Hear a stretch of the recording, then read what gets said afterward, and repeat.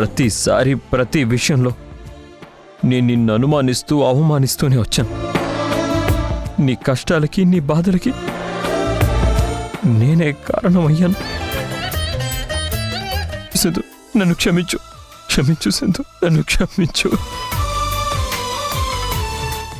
యష్, ఏంటిది?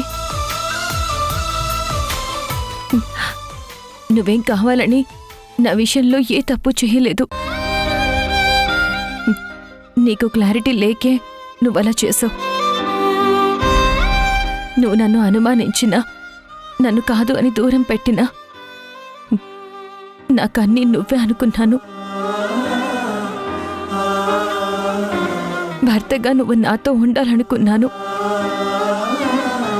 నువ్వు నాకు తోడుగా ఉంటే నేను ఏదైనా చేయగలను.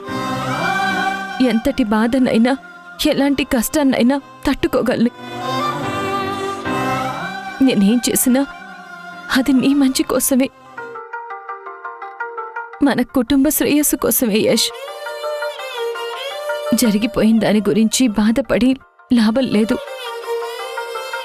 ఇప్పుడు మనం ఏం చెయ్యాలో ఆలోచించాలి. కింద పడ్డా సరే మళ్ళీ లేచి నిలబడి పరిగెత్తేవాడే జీవితంలో గెలుస్తాడు యష్. మధు వల్ల మన కుటుంబ పరిస్థితి మొత్తం మారిపోయింది.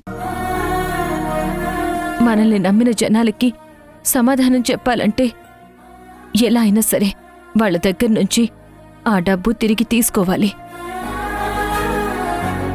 అందుకోసం మనిద్దరం కలిసి ఏదో ఒక ప్లాన్ చెయ్యాలి.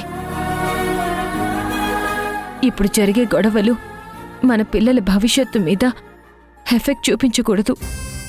అసలు ఈ పరిస్థితి రావడానికి కారణం నా చేతగానితనం, నా మూర్ఖత్వం, నా నిర్లక్ష్యం. అదే నేనే సరిగ్గా ఉండుంటే ఈ తప్పులన్నీ జరిగేవే కాదు. మా వదిన్ని గుడ్డిగా నమ్మి నా కుటుంబాన్ని నేనే ప్రమాదంలోకి నెట్టాను. యష్, కన్నీళ్లు ఏ సమస్యకి పరిష్కారం చూపించలేవు. ఆలోచన మాత్రమే పరిష్కారం చెప్తుంది. నువ్వు సరిగ్గా ఆలోచిస్తే ఆ మధుని, మారుతీరావుని ఎదుర్కోవడం పెద్ద విషయమేమీ కాదు. పోయిన దాన్ని వడ్డీతో సహా తిరిగి తీసుకొచ్చే శక్తి, సామర్థ్యం నీకున్నాయి.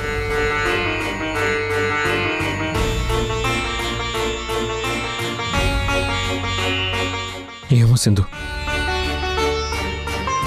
జరిగిన దాన్ని ఈజీగా అయితే తీసుకోలేకపోతున్నాను. యష్, ఏం కాదు, నువ్వు టెన్షన్ పడకు.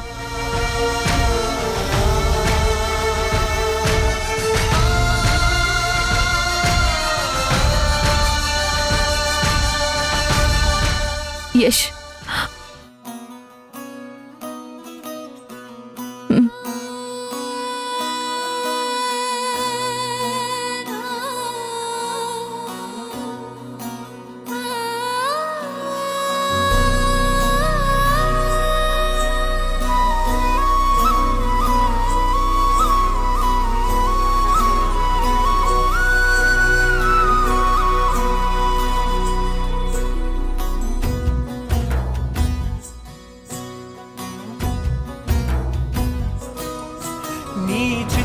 చూసిన చిత్తం చెదిరినే చిత్తరువైతిరహియో, ఇంచు ఇంచులోన పొంచి ఉన్న ఈడు నిన్నే ఎంచుకున్నయ్యో.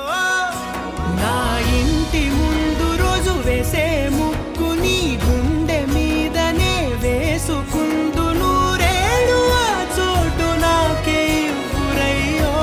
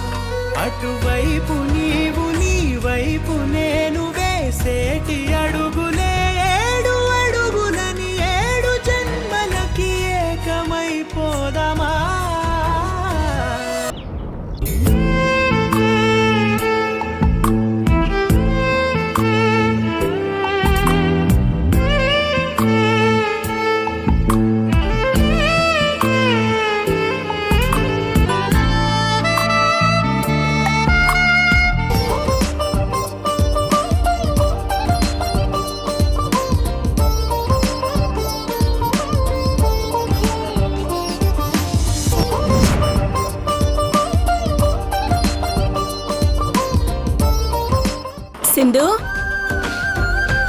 అమ్మ సింధు,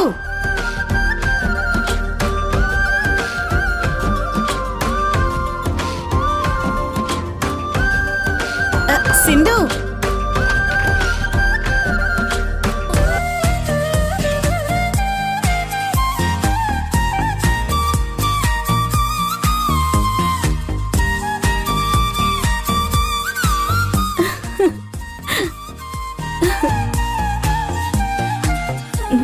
హ్యాపీనా?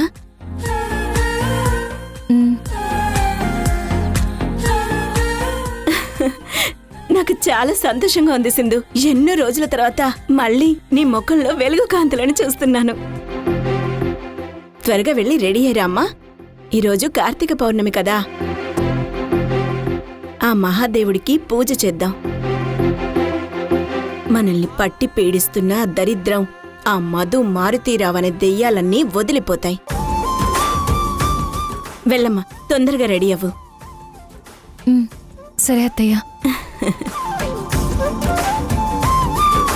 ఏంటిదాము చాలా హ్యాపీగా ఉన్నావు? మళ్ళీ మనకి మంచి రోజులు ప్రారంభమయ్యాయి చంద్ర. సింధు యష్లు ఒక్కటయ్యారు. నాకైతే చాలా ఆనందంగా ఉంది అసలు. ఈరోజు మనకి ఎంతో మంచి రోజు. అవునుదాము, యశ్ సింధు కలవాలని కదా ఎన్ని రోజులు మనం ఎదురు చూసాం. ఆ రోజు ఇప్పటికొచ్చింది. వాళ్ళు ఎప్పుడు ఇలాగే కలిసి సంతోషంగా ఉండాలి. ఈ రోజుని ఒక పండగలా జరుపుకుందాం. అలాగే చంద్ర, ముందు రెడీ అవుదాం. పద పద.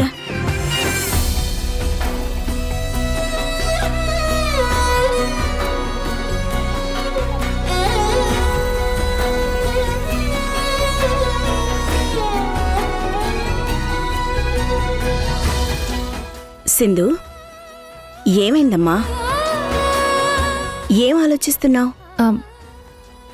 అదే అత్తయ్య, నేను వాళ్ళకిచ్చిన డబ్బుని తిరిగి వాళ్ళ నుంచి ఎలా దక్కించుకోవాలా అని ఆలోచిస్తున్నాను. బాగుంది సింధు. యష్ని ఆలోచనల్లోంచి బయటికి తీసుకురా అని చెబితే వాడి ఆలోచనలు నువ్వందిపుచ్చుకున్నావా? తీసేయ్, నీ మైండ్లో నుంచి అవన్నీ తీసేయ్. అన్నీ అవే సర్దుకుంటాయమ్మా. వాటి గురించి మనసులో కంగారు పడకు. ఈరోజు నువ్వు యష్ కలిసిన రోజు. మనింట్లో సంబరాలు సంతోషాలు ఉండాలే తప్ప ఇక వేటికి చోటు లేదసలా.